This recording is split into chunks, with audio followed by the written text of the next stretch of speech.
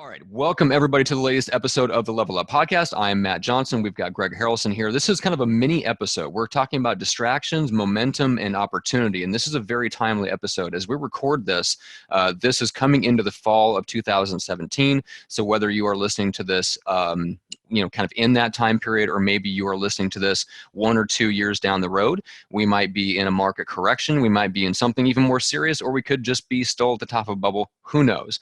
But there's a lot of stuff going on now, and there's probably a lot of stuff going on several years from now if you're watching and listening to this later. And there's a lot to distract you both on a personal level and to the consumer that you're trying to sell to, Greg. And that's what we really want to dive into. You've got some coaching. This comes out of a coaching session that you did with your own team, which kind of brought up this topic. So first of all, what do you mean by distractions? Well, I think what we need to do is we need to break down distractions into two different categories. There's distractions that you can control, and then there's distractions that you cannot control. So an example of a distraction that you can control is where you've set some time to do some lead generation, and then all of a sudden your assistant walks in and she or they want to talk about something that has nothing to do with generating new business. They want to talk about something maybe to do with servicing a transaction that maybe is not going so well, or just asking a random question. That's a distraction. It's like you've set in your schedule that I'm going to do some generation activity from, say, 8 to 10 o'clock, and then somewhere in between that time, somebody walked in and distracted you. That's something that you can control. And you could say, well, what do you mean I can control? They are the ones that walked in. No, you can control it. Because I can assure you, I told my staff that when you walk in, you better be walking in to them tell me you're getting ready to walk out forever, because I'm standing here. I am standing here doing the activities that I need to do that allows me to pay you, and you're sitting here interrupting me. So how the heck am I going to pay you if you don't let me get my job done? Okay, so you can control it. Yeah. All right. Agreed. Then there's distractions where you get distracted by this podcast. And all of a sudden you got this podcast and it's telling you, oh my goodness, you can do this person went from one deal to 350 deals within 18 and a half months, and they did it without making any calls. I mean, I would get distracted on that, right? And then all of a sudden you go listen to that podcast, and there's a couple great ideas on that podcast, because every podcast has a couple ideas, no matter what the title is. Every one of them are good in my mind. You get a couple ideas, and then all of a sudden you start running with those ideas, and you start thinking about it all day and all night, and then tomorrow morning you don't do your normal routine of generating business because you're going to work on this new thing that's going to change everything. And then you realize that on the podcast they forgot to tell you that they were spending $30,000 per month on Zillow, and when you finally get that information, you realize, oh, I can't do that. I don't have the money to do that, and I think that's foolish. So then you have to go back to the old traditional things that you were doing anyways. Yep. There's so much money that's lost in that type of distraction. So those are things that you can control. But what I was talking about with the company, and I've got some notes here because I just had this company coaching call yesterday, is what I'm concerned about right now with the real estate agents is this. The market's been good. So there are more distractions that you can control. And the reason why there's more distractions is because we've got a tailwind. The market's good. So the market's rewarding those that are even not that efficient and maybe not that skilled. They're still making sales. So they don't see any pain from their distractions because it's covered up by the momentum of the market. Well, you've got that going on, right? So that means poor habits are being developed in this market, which always happens in a hot market. Poor habits start to actually set in and develop. Okay. Well, now let's talk about distractions that you cannot control. Distractions that you cannot control. Let me tell you one distraction. Everybody that's listened to this knows that last week, Houston was hit by a massive hurricane. There's devastation everywhere. There's people that lost their lives. There's hundreds of thousands of people that are displaced. There's probably over 100,000 properties that may never be able to be sold, or at least 50,000 that'll probably be condemned, and 100,000 are probably gonna, are just in disarray, complete disarray, flooding everywhere. Every one of us have talked about it or allowed some news to distract us in that particular area. I don't blame you. I was distracted also.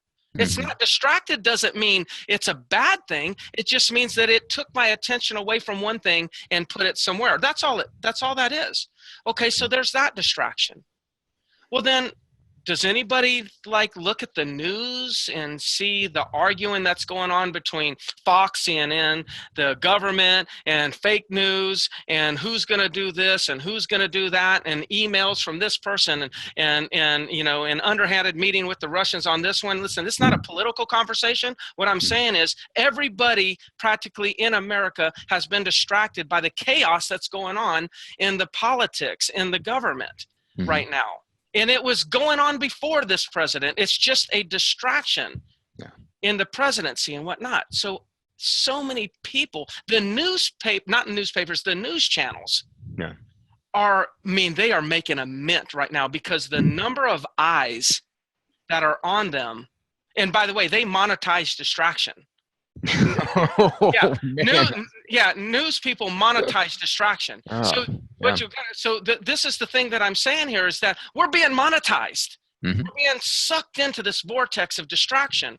Anybody heard of North Korea or anything that might be going on with North Korea? And, is there going to be a war? Is China going to do this? Are we going to step up and do this? Is it going to be nuclear? Can the nuclear bomb actually reach the United States? Are they going to hit Guam? Gosh, it sounds like I've been watching too much news. It sounds like I've been distracted. Because that's what's going on right now. And here's the point that I made with the company. We have to be very careful that though when we're stating here that you're distracted, I want you to take your real estate hat off for a minute. And what I really said is I'm a owner of property. I'm a potential seller. I'm a potential buyer. I'm a consumer. The consumer is more distracted right now than I've ever seen the consumer be. Now we got another hurricane brewing out there threatening the East Coast named Irma. And everyone's distracted based on Irma. I just sent an email notification to my entire database. And I had the largest click-through ratio than I've ever had because I gave them a local update from our local meteorologist on what's going on with the hurricane because we're on the East Coast. I sent that out to thousands. I bet you 50,000, 60,000 people received it. Tremendous. I mean, our alerts are going off they're just going off all day because people are reading our newsletter. Because why? Because they're distracted. They know that information, that fear is out there, so they're putting attention on that. So we got Irma, we got Houston, we got North Korea, we got the government. You can't control any of those distractions, but what it does is it gives people a sense of uncertainty. And when people feel uncertain, a sense of uncertainty, they tend to not make a lot of decisions. I guarantee you there are people that were thinking about going to Houston next week to buy property that aren't going. I guarantee you there are people thinking about selling that are not going. And I guarantee you, one of my agents told me he had a call yesterday, and the guy says, I'm going to delay putting new carpet in because I did some research and realized that we're in a real low-lying area. And basically he's hoping that the hurricane comes in, it gets flooded, and it becomes an insurance claim. So see, these things are happening. Yeah. Right? So consumers will delay things. So the challenge that I see is the consumers being distracted at the same time that a real estate agent is being distracted. And when both parties, the real estate agent is distracted and doing less generation activities at the same time that the consumer is distracted doing less deals, less activity to get deals, less deals in the market. When those two things intersect, then we have a shift in momentum. Right. And that's important for us to look at. Now, I could be wrong. Maybe none of this ever happens. But if I'm right, and there is a shift in momentum, and you're unprepared, it could take you years to recover.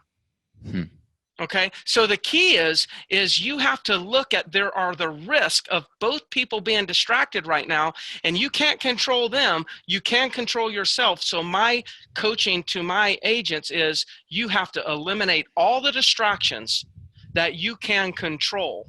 and you need to really focus on your generating activities to make sure that if there is a shift, and I'm not talking about a market crash, I'm talking about if the market loses a little bit of momentum, then your activities, increased activities, will offset those losses. If you continue to be distracted and there's a little bit of loss of momentum, you're not going to be able to maintain your current production. Mm-hmm. So that's my conversation on distractions. I mean, let's just think about this. How many homes are in the process of being built, and the cost to build that home is going to change because of the demands on labor in Houston as well as supplies? I mean, there's a lot of things that we've got to deal with. Houston and this new hurricane is going to have implications across the country. Yeah. It's going to have implications. This is distraction. Okay. So let's talk a little bit about, so you eliminate the distraction that you can control in the sense of really zeroing in, focusing on your own business and keeping the distractions outside of your lead generation time, simple practical things that you can do just to maintain your focus. And you talked about the consumer themselves. If they're distracted, like we think they are, then the total number of deals in the marketplace may go down. So then what does the agent do besides just keeping focused and keeping their lead generation time sacred to prepare for either that to be the case or even prepared for it to potentially get worse, more distracted, fewer and fewer deals in the marketplace? Yeah, and I think it's a great thing to talk about. I mean, number one, the thing that we can control is if there's less deals, then you just make more contacts and you're fine. That's the end of the story. If it takes you 40 contacts to make X amount of, to help X amount of families, right, and then all of a sudden there's less people doing business, then that 40 just needs to change to 100. I know that's easy to say, but that is exactly what the numbers and the data would tell us. Maybe the 40 and the 100 that's a fictitious number, but there is a number. You can, when the distraction of the consumer increases, the answer for the agent is to actually decrease their distractions and increase their number of contacts. Plain and simple, that'll take care of 90% of the problems.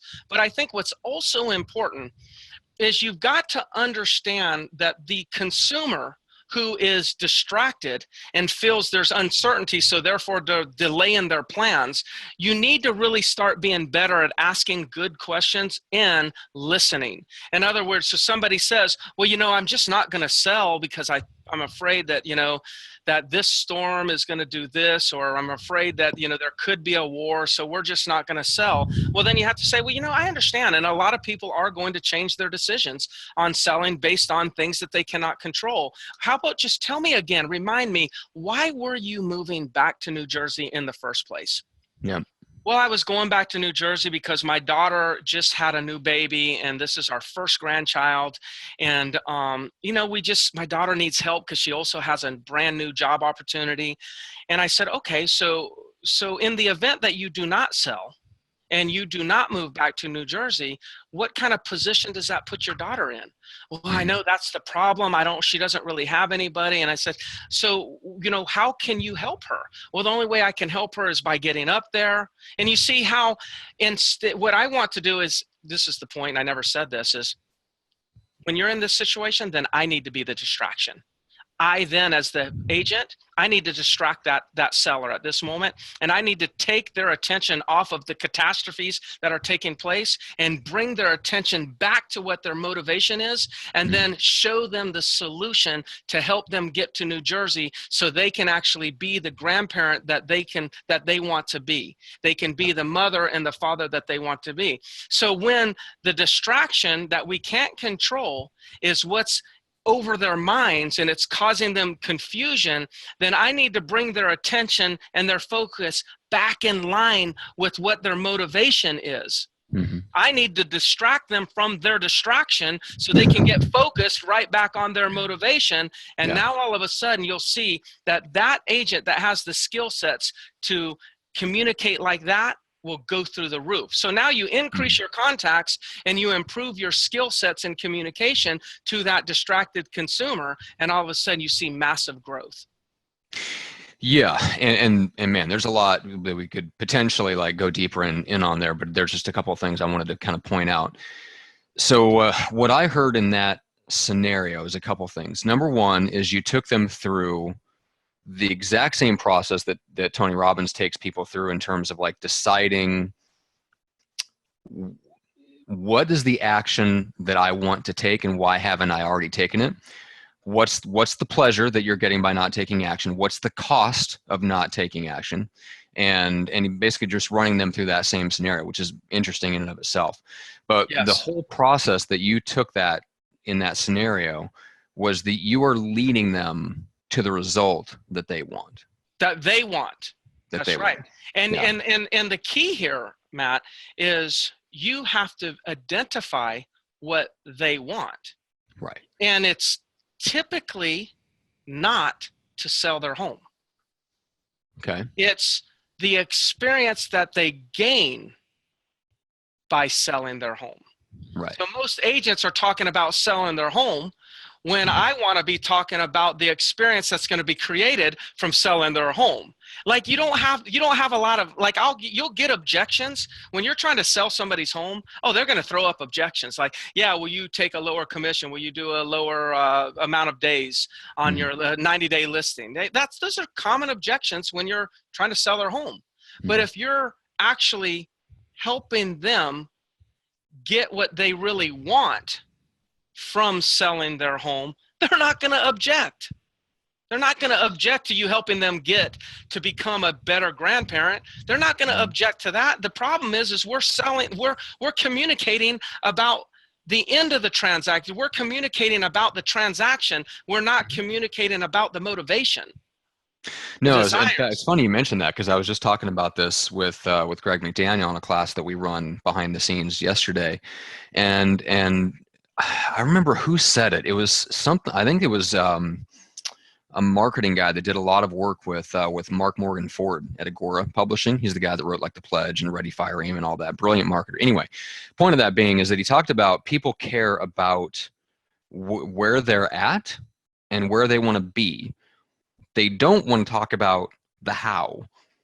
And that's exactly why people hire real estate agents. And I think we lose sight of that a lot is that we're in the transaction every day. And a lot of real estate agents in their zeal for doing a good job for their clients, they genuinely do want to do a good job. They're very passionate about what they do. The problem is that the consumer doesn't want to know what we do. That's why they hire us. They want to talk about getting from where they're at to where they want to go. And I think that's the point that you're trying to make is be the right kind of distraction, be a leader, take them off of their distraction and help them get to the result that they want, which means you have to understand the result that they want. But in the process of talking about and getting them to have that vision or reset that vision of where they want to be, it's not about the process of how you're going to get them there. They're going to trust you to handle that part. That's why they're willing to give up 6 or 7% of the equity in their home, is they want you to handle that and take that mental burden off. I've never got your perspective on that, but that's my theory of it right now. Yeah, I get it. So what I would say would be this is like the only reason they want to talk about how you're going to get their property sold is because you haven't done a good enough job at explaining how you're going to help them get what they want out of life. So when you spend your time on like, okay, this is what you're going to get. In other words, we're going to get you to your granddaughter. And when they feel that you're out there helping them get to their granddaughter, then they're not really caring about how you're going to get their property sold. They're focusing on how you're going to get them to your granddaughter, and selling the house is just something that's going to occur throughout the process. We take the focus off of the transaction, put the focus on what we're really looking to accomplish, and the consumer really appreciates it, right? You know, the things that the consumer is going to say or experience about an agent that uses this technique is, wow, they really get me, they really understand me, they really listen. Wow, they really listen and really understood me. Now, if you think of they get me, they really listen, they really understood me, aren't all those things about what we're saying, complaining about with our significant other? Aren't those the things that we complain about about our children, our teenager? Isn't that the thing that the teenager complains about the parents?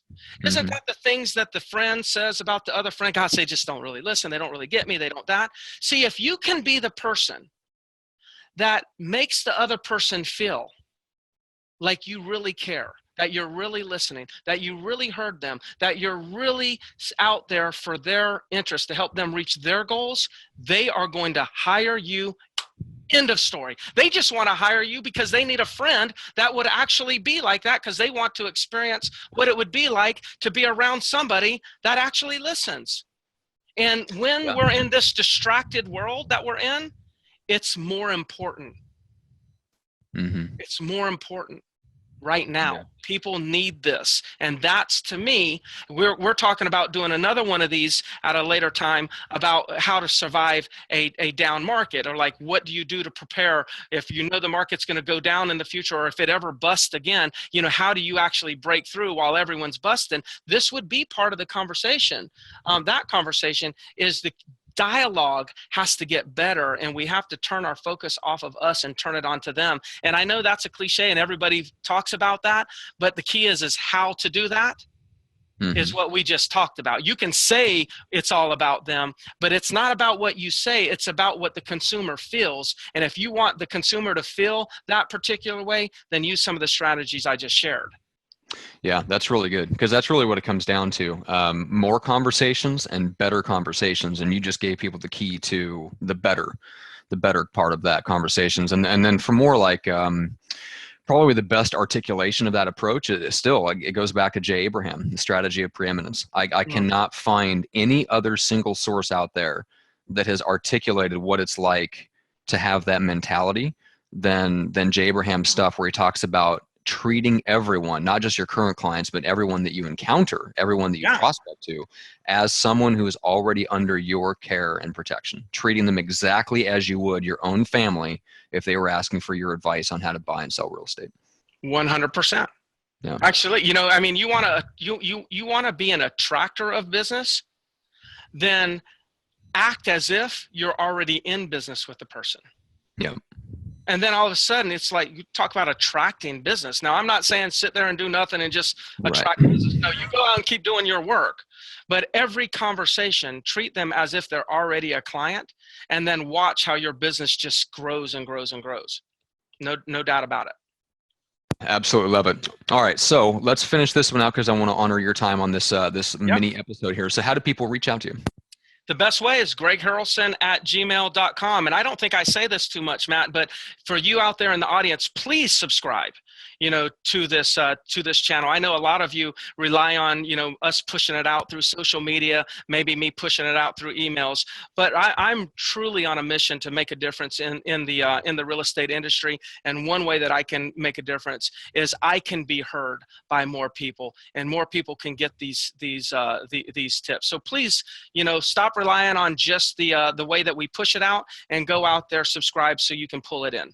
Yeah, that's absolutely a great point. So YouTube, iTunes, Stitcher, just depending on whether you guys want the video or audio versions.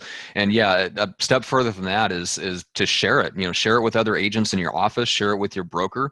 There are other people that definitely need to hear, especially the mini episodes that we've done that address specific and very timely topics. You know, people in your office right now that need to hear what Greg just said. So yeah, go a step beyond, share it, email it out, share it on Facebook, share it on Twitter, whatever the case is, whatever you're comfortable with, but make sure to do that, guys. Again, thank you guys so much for watching. We do have a free training video for you. Just go to the leveluppodcast.com/free. You can pop in your email and you can subscribe to the show that way. And as a thank you for that, Greg and I shot a training video on how to get started in marketing automation, so that you can kind of start that machine that starts to bring in inbound seller leads rather than having to just outbound prospect, which there's a place for both of those, and they're best when they're used in conjunction with each other. We'll get into that in the video, but go to the leveluppodcast.com/free and get that when you subscribe by email. So Greg, with that said, this has been incredible. Love it. Awesome. Enjoyed it. And if anybody ever has any ideas of what they would like us to riff on in the future, just send us an email or post it on the Facebook page. That's right. All right. Thank you so much, guys. We appreciate it, and we'll see you on the next episode.